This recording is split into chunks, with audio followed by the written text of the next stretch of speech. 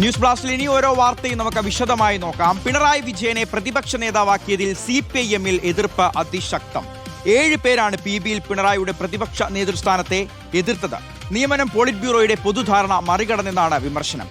ജില്ലാ കമ്മിറ്റികളിലും അതിരൂക്ഷ വിമർശനമാണ് ഉണ്ടാവുന്നത്. തീരുമാനം പുനഃപരിശോധിക്കണമെന്നും പിണറായി സ്വയം മാറി നിൽക്കണമെന്നും അംഗങ്ങൾ ആവശ്യപ്പെടുകയാണ്.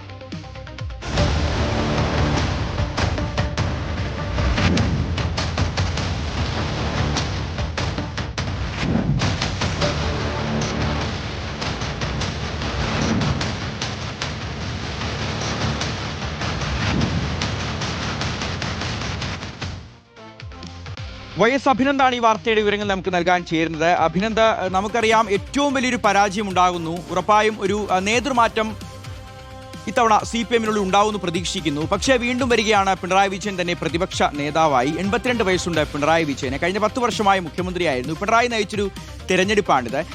പാർട്ടിയുടെ ജനറൽ സെക്രട്ടറി MA ബേബിയും സംസ്ഥാന സെക്രട്ടറി MV ഗോവിന്ദന് പൂർണ്ണ പിന്തുണ പിണറായിക്ക് വാഗ്ദാനം ചെയ്യുകയാണ്. ഇന്നലെ ഹനൻ മൊള്ള പോളിറ്റ് ബ്യൂറോയിലെ ഏറ്റവും പ്രധാനപ്പെട്ട മുൻ അംഗമാണ്. പക്ഷേ ദേശീയ തലത്തിൽ തന്നെ CPIM-ന്റെ ഏറ്റവും തലമുതിർന്ന നേതാവ്. അദ്ദേഹത്തിന്റെ കടുത്ത എതിർപ്പ് പ്രതിഷേധം നമ്മളോട് തന്നെയാണ് വിശദീകരിച്ചതും. ശരിക്കും PBയിൽ എന്താണ് സംഭവിച്ചത്? എങ്ങനെയാണ് പിണറായി വിജയൻ പ്രതിപക്ഷ നേതാവായി മാറുന്നത്? തെരഞ്ഞെടുപ്പ് തോൽവിക്ക് പിന്നാലെയാണ് ഈ മാസം 10-11 തീയതികളിൽ CPIM പോളിറ്റ് ബ്യൂറോ യോഗം ചേർന്നത്. അതിനകത്ത് ഏറ്റവും പ്രധാനപ്പെട്ട ചർച്ച ഇനി നയിക്കാൻ പിണറായി കേരളത്തിലെത്തുമോ എന്നുള്ളതായിരുന്നു. പ്രതിപക്ഷ നേതാവായി പിണറായി വിജയൻ തുടർന്നാൽ എന്ത് പ്രശ്നം എന്നുള്ള രീതിയിലുള്ള ചർച്ചകൾ നടന്നു. ആ ചർച്ചകളാണ് പിന്നീട് വോട്ടെടുപ്പിലേക്ക് കലാശിച്ചത്. വോട്ടെടുപ്പിൽ 17 പേരാണ് പങ്കെടുത്തത്.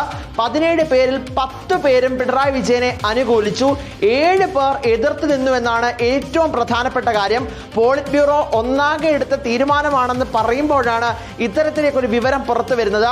BV രാഘുലു, നീലോൽപൽ ബസു, അശോക് ധാവളെ, ജിതിൻ ചൗധരി, വിജു കൃഷ്ണൻ, മറിയം ധാവളെ, അരുൺകുമാർ എന്നിവർ എതിർത്തു എന്നതാണ് ഇപ്പോൾ ലഭ്യമാകുന്ന വിവരം. വിജു കൃഷ്ണൻ എതിർത്തു എന്ന് പറയുമ്പോൾ അതിനകത്തൊരു രാഷ്ട്രീയം കൂടിയുണ്ട്. അദ്ദേഹം ഒരു മലയാളി കൂടിയാണ്. പുറത്താണ് പഠിച്ചതെങ്കിലും ഒക്കെ ഓൾ ഇന്ത്യ കിസാൻ സഭയുടെ അധ്യക്ഷനായിട്ടൊക്കെ ഇരിക്കുന്നെങ്കിലും വിജു കൃഷ്ണൻ എതിർത്തു എന്ന് പറയുമ്പോൾ അതിനകത്ത് ഒരു വാർത്ത കൂടിയുണ്ട്.